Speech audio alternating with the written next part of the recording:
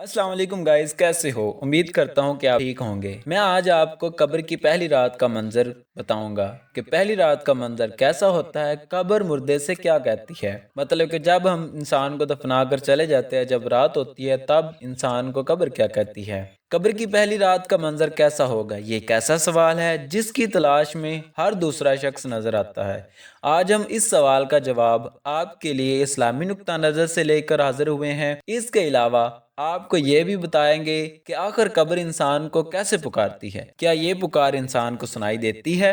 कब्र की पुकार।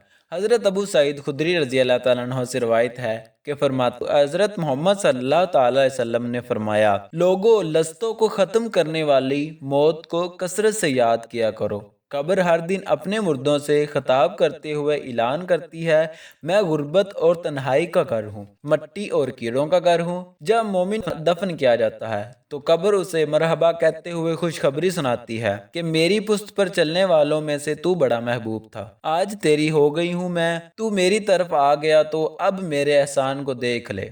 ये कहकर कब्र तहद निगाह कुशादा हो जाती है और जन्नत का दरवाजा उसके लिए खोल दिया जाता है, जहाँ से उसको जन्नत की ताज़ी ठंडी हवा आती है। एक और रवायत में है कि हज़रत अबू हुरैरा रज़ी अल्लाह ताला अन्हु बयान करते हैं कि रसूल अल्लाह सल्लल्लाहु अलैहि वसल्लम एक जनाजे में शरीक हुए, फिर फरमाया मैं भी आप सरकार सल्लल्लाहु अलैहि वसल्लम के हमरा था। आप सल्लल्लाहु अलैहि वसल्लम एक कब्र के पास बैठ गए और फरमाया, ये कब्र हर दिन बाआवाज बुलंद कहती है, ए आदम की औलाद, तू क्यों मुझे भूल गया? क्या तुझे ये मालूम नहीं कि मैं तन्हाई का घर, गुर्बत का घर, वहशत का घर, कीड़ों मकोड़ों का घर हूँ। मैं बहुत तंग घर हूँ, मगर अल्लाह जिसके लिए कुशादगी का हुक्म फरमाएगा उसके लिए कुशादा हो जाऊंगी। इसके बाद आप सरकार सल्लल्लाहु अलैहि वसल्लम ने फरमाया, ए कब्र, तू या तो जन्नत का चमन है या फिर आग का तनोर। एक और रिवायत है हजरत हज्जाज रजी अल्लाह तआला अन्हु की, वो फरमाते हैं आप सरकार सल्लल्लाहु अलैहि वसल्लम ने फरमाया, मुर्दा जब कब्र में रखा जाता है तो कब्र उसको कहती है,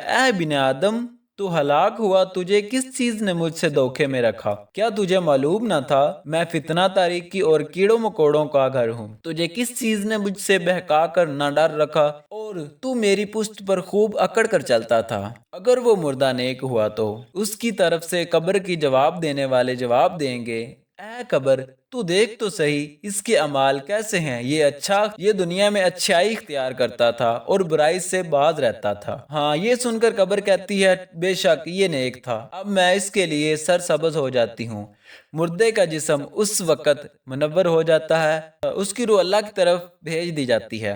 हज़रत अब्दुल्ला रज़ी अल्लाह ताला अन्हु से रिवायत है कि रसूल अल्लाह सल्लल्लाहु अलैहि वसल्लम ने फरमाया, जब मुर्दा कब्र में बैठता है तो उन लोगों की पैरों की आवाज़ भी सुनाई देती है जो उसको दफनाने आते हैं। मुर्दे से उसकी कब्र कहती है, ऐ इब्ने आदम, तेरी हलाकत हो, तूने मेरी तंगी, बदबू, कीड़े मकोड़ों का खौफ नहीं रखा, इसलिए तूने इन चीज़ों से बचने के लिए तैयारी ना की। बदअमाल मुर्दे से कब्र कहती है, तुझे मेरी तारीकी, मेरी वहशत, मेरी तन्हाई और तंगी और गम याद नहीं रहा। इसके बाद कब्र उसको जकड़ देती है, जिसके बाद उसकी पसलियों की हड्डियां एक दूसरे में पेवस्त हो जाती हैं। जब नेक बंदे के लिए कब्र कुशादा कर दी जाती है और उसके दाएं एक खिड़की खोल दी जाती है जहां से उसको जन्नत की हवा आती है। अल्लाह पाक हम सबको कब्र के अजाब से बचाए और हमको नेक अमाल करने की तौफीक अता फरमाए। आमीन या रब्बुल आलमीन।